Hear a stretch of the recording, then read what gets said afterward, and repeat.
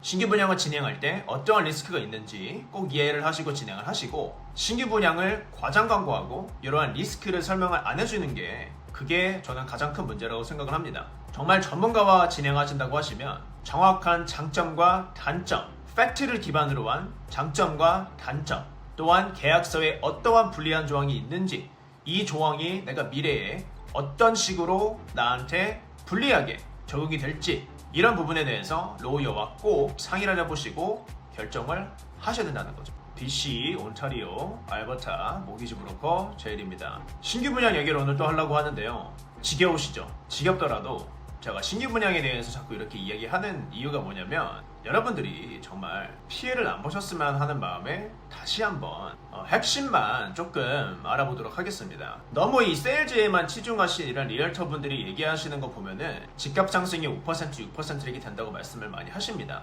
캘거 시장에서. 거기에 대한 반문은 대통령과 점쟁이도 모르는 부동산 시장을 본인이 어떻게 알고 그런 발언을 하시는지 제가 여쭤보고 싶네요. 지금 현재 나오는 캐시플로우나 이런 거를 가지고 얼마 정도의 캐시플로우가 나올 수 있다, 이 정도 이렇게 말씀을 해주실 수는 있겠지만은, 집값이 연수익이 5%, 6% 될 것이니까 10년 뒤에는 60% 복리 형식으로 해서 집값 상승이 있을 것이다, 요거는 많은 의문을 가지게 하는 발언이지 않나 싶습니다. 캘거리 신규 분양 시장이 미래의 토론토다, 이러한 이제 발언을 해주시는데, 지금 토론토 시장이 어떻죠? 물론 주장을 하실 수는 있겠죠. 책임은 리얼터가 지는 게 아니고 구매자가 지는 겁니다.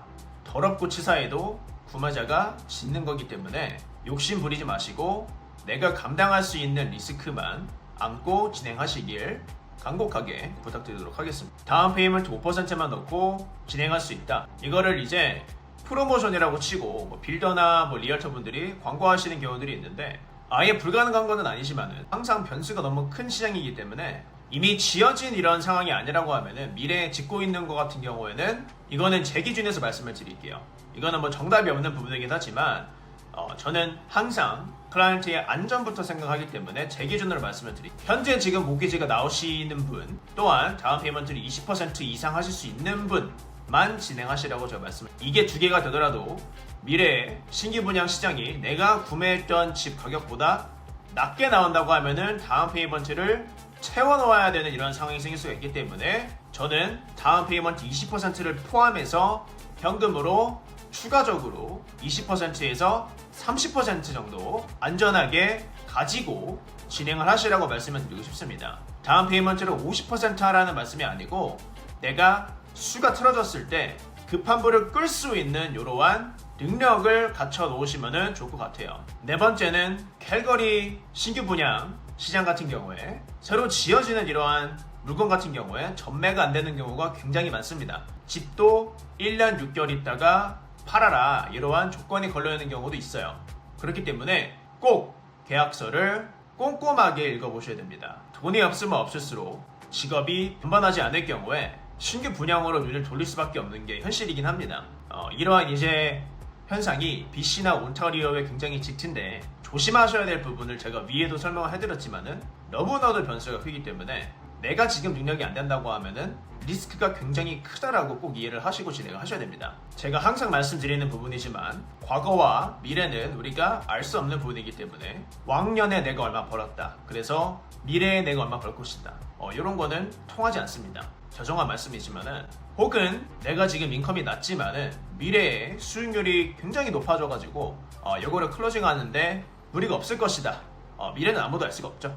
본인이 자신이 있고 거기에 대해서 리스크를 100% 질 수 있다면 그러면 진행하셔도 되지만은, 그런 경우는 제가 많이 보지 못했어요. 이런 경우를 생각하시고 진행을 하셔야 된다고 저는 생각을 합니다. 업자 입장으로 생각해 보시면은 신규 분양만큼 쉬운 게 없어요.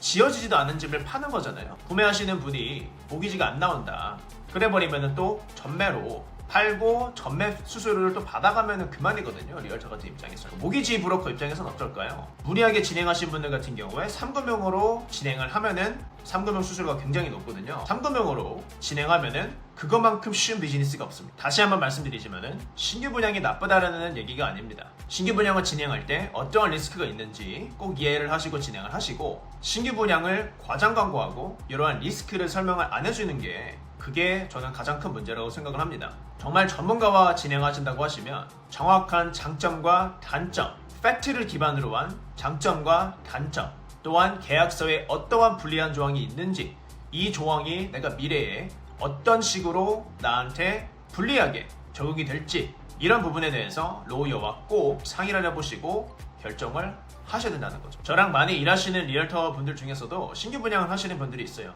하지만 이분들 같은 경우에는 굉장히 객관적인 지표로 설명해 주시기 때문에 저는 거기에 대해서 반대하지 않습니다. 또한 요즘에 추세를 보니까 토론토나 밴쿠버에서 무리하게 신규 분양을 능력도 되지도 않으면서 2개, 3개씩, 많은 분들은 4개씩 구매하신 분들도 있더라고요. 이런 분들 같은 경우에는 죄송한 말씀이지만 본인 욕심으로 지금 이러한 사태가 발생한 거기 때문에 본인 투자에 대한 책임은 본인이 지셔야 된다고 저는 생각을 하고요.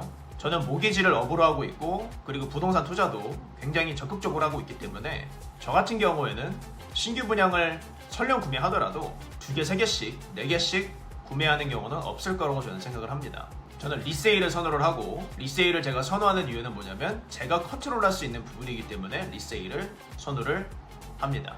여러분들이 이 영상을 보시고 꼭 현명한 선택을 하시길 염원하면서 오늘 영상은 여기까지 하도록 하겠습니다. 영상 시청해주셔서 감사드리고, 궁금하신 점 있으면 밑에 댓글 남겨주시면 감사하겠습니다.